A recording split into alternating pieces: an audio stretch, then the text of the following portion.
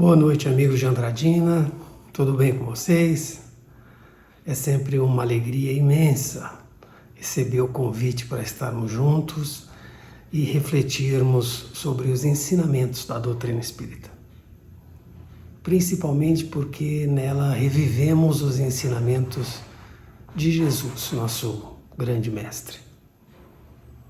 E logo que recebo o convite, já começo a me lembrar da minha infância nessa minha cidade querida.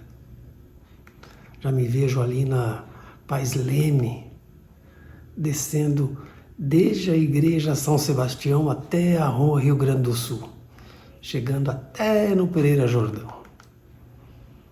Todas as vezes que volto à cidade para visitar meus irmãos, faço esse roteiro. Desço a pé por um lado da calçada e depois volto pelo outro lado da rua. Relembrando em cada quarteirão o que se passou ali. Desde os filmes e as paqueras no Cine Capri e no Santo Antônio, as trocas de gibis na praça nos domingos à tarde, os programas sertanejos da Rádio Andradina, da Frutaria Única do Ernesto, passando pela antiga Lyon, hoje Banco Itaú, a linha do trem, a sapataria do Miguel Reco, a centenária Drogazil, e na esquina ali com Alexandre Salomão, as grandes lojas da cidade, Pernambucanas, Buri e Riachuelo. E ao lado, a loja de fotos do Jorge Taneda, que tinha um nome em inglês, Diamond, mas que para nós sempre foi e será Diamond. Bom, descendo um pouco mais, ali tem a Foca, o Bazar Nascente, o Bazar Ribeiro, o Aba, a Casa Sanches, a Discolândia, a loja de tecidos do Miguel Cury, o supermercado Trujillo, a Casa Taquebe, o escritório Bandeirante, a farmácia do Chiquinho e em frente o bar do meu pai. Na esquina, o posto de gasolina do Ossami Goto e na outra esquina o do Hélio Pereira Luz. A padaria Record, o depósito do Mané Teixeira e o mercadinho dos Rocha. Uma viagem no tempo. Mas o melhor é sempre na volta. Eu paro e me sento por uns minutos no murinho que tem ali na esquina da Paz Leme com a Rio Branco, a me lembrar de quando eu era guarda-mirim, com 10 anos, fardado e com um apito pendurado no braço, controlando o trânsito terrível daquele cruzamento. Muitas carroças, jipes, chimbicas, caminhões Fenemê. Eu parava um lado e liberava o outro, com autoridade de gente grande. Quantas boas lembranças. Ah, Andradina, eu te amo. Mas vamos falar sério, para isso que nós estamos aqui, não é? E quem de nós já não passou pela experiência de, ao se afirmar ou ao se dizer espírita, receber um certo olhar de desaprovação? Creio que muitos, não? É por conta da ideia de misticismo que acreditam haver no espiritismo. E, claro, pela falta de conhecimento da nossa doutrina. Misticismo, né, é um termo que a gente usa para simbolizar a crença num poder sobrenatural, muitas vezes ligado à superstição, à magia, e que é alimentado pelo mistério. Ainda é utilizado por algumas religiões que, por falta de respostas convincentes, alimentam o mistério para se esquivar de dúvidas ocasionadas pela falta de lógica dos seus conceitos. Como, por exemplo, defender que o mundo foi criado em 7 dias, mesmo diante das contundentes e irrefutáveis provas geológicas que apontam para bilhões de anos da criação do nosso planeta. Como também a sustentação sobre a virgindade de Maria, mesmo sabendo que ela deu à luz a Jesus, já que Maria foi a mãe escolhida para trazer ao mundo o nosso Mestre Maior. Muitos que defendem esses fundamentos acreditam que o mistério e a força sobrenatural de Deus são elementos necessários para evidenciá-lo acima do homem. Como quando tentam convencer as pessoas da existência de lugares como o céu e o inferno, como da imaginação de um Deus punitivo, bem velhinho, de barbas brancas, sentado num trono a ordenar sentenças de livramento ou de condenação.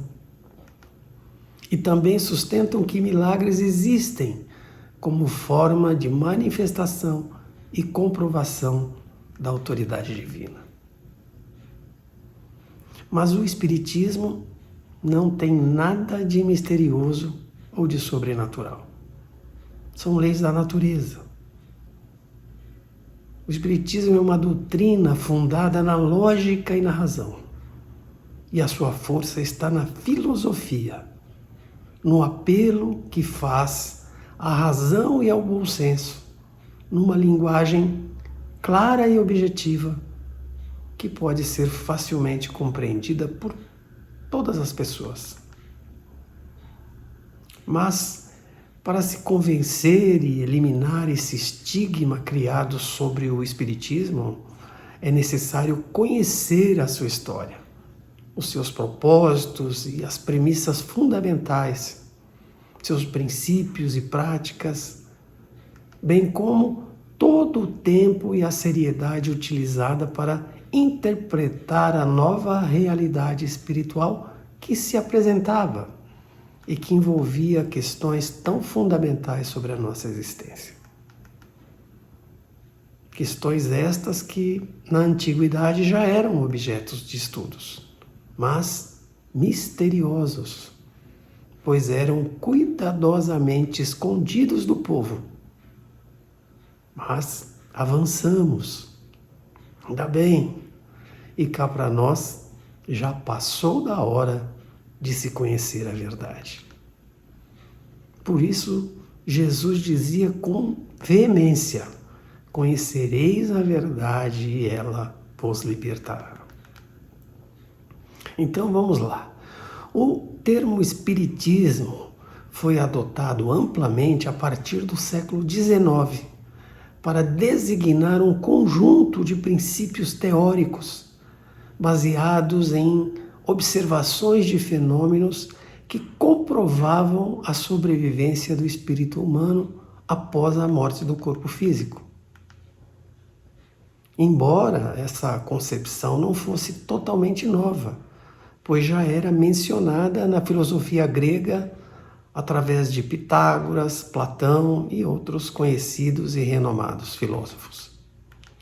Mas a doutrina espírita teve suas sementes germinadas mesmo a partir de alguns fenômenos inexplicados que começaram a acontecer simultaneamente na América e na Europa, há cerca de 180 anos atrás, e que foi definido posteriormente como uma invasão organizada de espíritos do bem, ou como uma nuvem psíquica descendo do alto e se mostrando nas pessoas suscetíveis.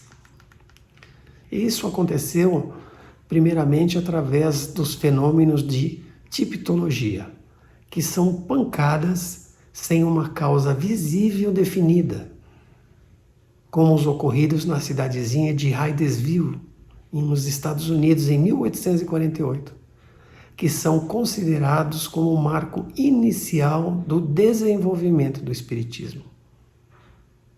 Tem inclusive filmes e documentários sobre esse acontecimento.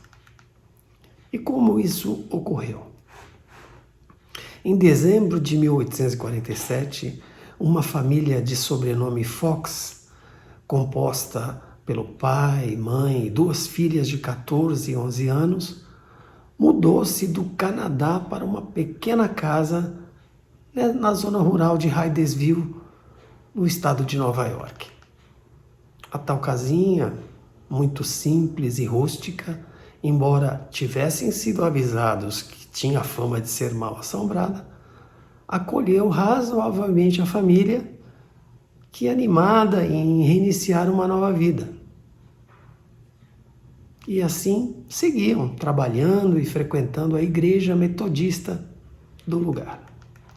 Mas, passados 3 meses, ruídos noturnos muito estranhos começaram a acontecer na casa. Eram golpes fortes no teto, pancadas na porta e nas paredes. Às vezes baques tão bruscos que chegavam a chacoalhar mesas e cadeiras. E na histórica noite de 31 de março de 1848, logo após a família deitar-se, os sons tornaram-se ainda mais altos e continuados.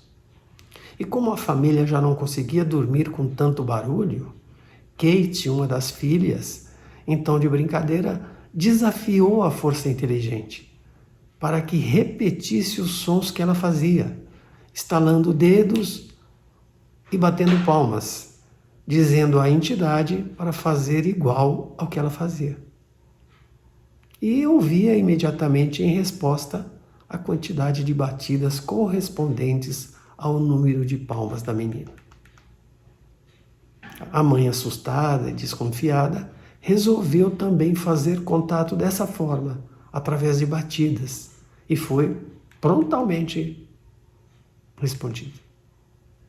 E a senhora Fox, não querendo acreditar ainda, resolveu incrementar os questionamentos, submetendo o espírito a um teste mais sofisticado, perguntando-lhe a idade dos filhos que ela tinha. Ela então dizia o nome e a entidade respondia corretamente, dando uma pancada para cada ano. 5 anos, 6 anos, 8 anos. E assim foi para os 6 filhos vivos do casal.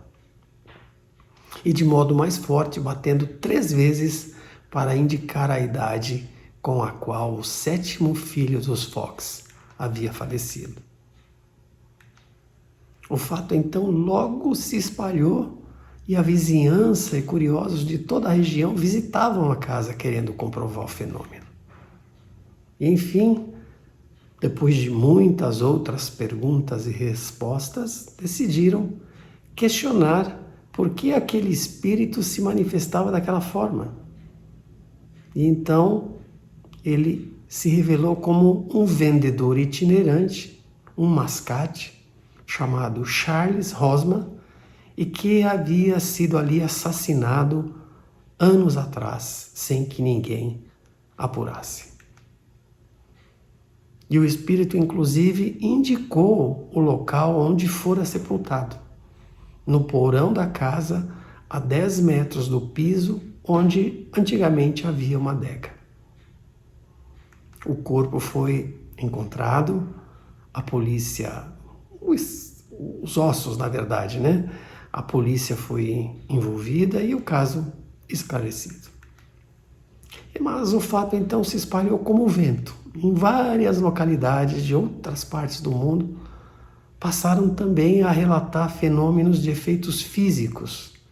E dentre eles se destacava na época o famoso fenômeno das mesas girantes. Uma febre que passou a ser explorada inocentemente como curiosidade e até diversão pela alta sociedade parisiense. Mas na prática, como funcionava o fenômeno das mesas girantes? Bastava que os participantes se posicionassem ao redor de uma mesa, em cima da qual punham as mãos, e a mesa dava, enquanto se recitava o alfabeto, uma pancada toda vez que fosse dita a letra que servisse ao espírito para formar as palavras e, consequentemente, as frases. E a mesa também se movia em todos os sentidos, além de elevar-se e flutuar no ar. E o que de início era visto como espetáculo de diversão, já que era causado por forças psíquicas ainda desconhecidas e inexplicáveis, chamou a atenção de importantes estudiosos, sobretudo os do magnetismo, pela exatidão das respostas inteligentes dadas pelas mesas às perguntas feitas pelos participantes. Dentre esses estudiosos, destacou-se um francês chamado Hippolyte Léon Denisard Rivail, homem sério, culto, de notável inteligência, professor de física, química e matemática, com fluência em 5 idiomas, que depois ficou conhecido pelo pseudônimo Allan Kardec. Mas que, ao ouvir falar pela primeira vez sobre as mesas girantes, comentou: impossível, não acredito. A mesa teria que ter cérebro para pensar e nervos para sentir. Mas, depois que de muito comprovar a veracidade e a seriedade dos fenômenos, chegou à conclusão de que, se a mesa dava uma resposta inteligente, é porque havia ali um princípio inteligente. E por mostrar-se interessado no fenômeno e ser um emérito e aguçado pesquisador, além de pessoa idônea e moralmente reconhecida, foi logo convidado a participar de sessões espíritas na casa das pessoas, onde pôde vivenciar de perto outros fenômenos além das mesas girantes, como manifestações de escrita mediúnica, por exemplo. E por vários meses, indo em diferentes locais, diferentes cidades e abordando variados médiuns, sempre fazendo as mesmas perguntas e compilando as respostas. Eram perguntas relativas ao possível mundo espiritual e sobre a origem e composição do universo, do destino da Terra e dos homens. E foi dessa forma, após intensas pesquisas e considerando também o intercâmbio feito com médiuns espíritas de várias partes do mundo através da criação da Revista Espírita, que Allan Kardec elaborou a base da nova doutrina, tendo publicado 5 livros importantíssimos considerados o Pentateuco do Espiritismo. E é por causa dessa fundamentação teórica que Kardec se tornou tão importante. Pois se manifestações espíritas já eram narradas e sessões com médiuns já ocorriam, Kardec não inventou nada de novo, mas colocou no papel um método e procurou, a seu modo, explicar tudo o que via. E Allan Kardec foi, então, apenas o codificador e não o criador do Espiritismo. Por isso não é correto chamarmos a doutrina espírita de kardecismo. Em suas pesquisas sobre os fenômenos espirituais, Kardec assegurava que eles não tinham nada de sobrenatural, já que não violavam as leis da natureza e que não tinham nada de excepcional nem de maravilhoso, e que a causa do espanto das pessoas era somente pelo desconhecimento dessas leis. Leis das quais, inclusive, Jesus se utilizou para transformar água em vinho. Mas é verdade, é pela ignorância das leis da natureza que o homem procura procura assim causas fantásticas para fenômenos que ele ainda não compreende. E por isso, os fenômenos espíritas podem ser vistos como extraordinário por alguns ou até impossíveis de acontecer por outros, que desconhecem minimamente a doutrina. O ideal, então, é que se estude as obras de Allan Kardec, especialmente o Livro dos Espíritos. Mas vou tentar aqui resumir alguns aspectos importantes que a doutrina espírita sustenta. Primeiro, a existência de uma causa primária acima da compreensão humana, que deu origem e o fundamento da existência de tudo o que há no universo.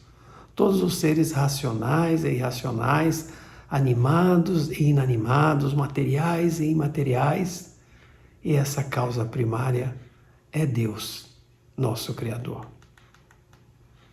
Segundo, a doutrina sustenta a existência de um princípio inteligente, criado por Deus, que é imaterial e dotado de personalidade.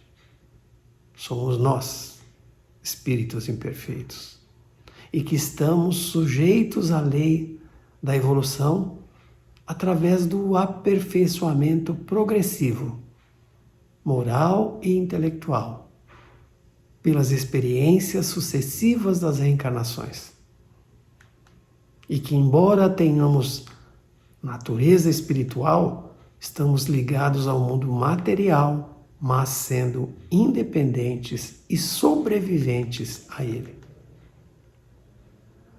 Terceiro ponto, a doutrina sustenta também que no universo existem outros mundos habitados, com seres de diferentes graus de evolução, iguais, mais evoluídos e menos evoluídos que nós. E são esses mundos que possibilitam o desenvolvimento integral das aptidões e capacidades do espírito. Nenhuma novidade nisso também, não é? Jesus nos afirmou: na casa do meu Pai há muitas moradas. Quarto, o Espiritismo comprova que é possível se comunicar com os espíritos através de médiuns, tendo como principal referência nosso Chico Xavier. Porque além do mundo corporal e material, nossa habitação como espíritos encarnados hoje, existe o mundo espiritual, que é a habitação dos espíritos desencarnados. Quinto, o Espiritismo, portanto, é uma ciência que trata da natureza, origem e destino dos espíritos, bem como das suas relações com o mundo corporal, revelando o que somos, de onde viemos, para onde vamos, qual o objetivo da nossa existência e a razão da dor e do sofrimento. Além de trazer novos e importantes conceitos a respeito de Deus, do universo e das leis que regem a nossa vida. É, portanto, o Consolador prometido por Jesus. Lembram que ele disse: meu Pai enviará outro Consolador para que fique eternamente convosco. Tudo isso está nos livros, que hoje podem ser acessados até pela internet. O conhecimento está disponível, é só procurar. É como o maravilhoso benefício da energia elétrica. A eletricidade está ali na tomada, mas você tem que ir até lá e acionar a tomada, a energia elétrica, não é isso? Mas, entretanto, na maioria dos casos, o desconhecimento das ideias e a confusão que é semeada no meio por aqueles que não se dispõem a examinar o Espiritismo com racionalidade, a conhecer com profundidade, esses repudiam ou criticam sem conhecimento de causa. Mas não importa. Façamos a nossa parte, mostrando com comportamentos e atitudes em todas as oportunidades que a vida nos proporciona. Porque ser espírita não é ser religioso, é ser cristão. Não é ostentar uma crença, é vivenciar a fé sincera. Não é ter uma religião especial, é ter uma grande responsabilidade consigo mesmo e com os outros. Não é superar o próximo, é superar a si mesmo. Não é construir templos de pedra, é transformar um coração em templo eterno. Então, amigos, mãos à obra, não há tempo a perder. Boa noite a todos, obrigado pela companhia e uma semana de paz para nós e para o mundo. Que Deus abençoe a todos. Um abraço.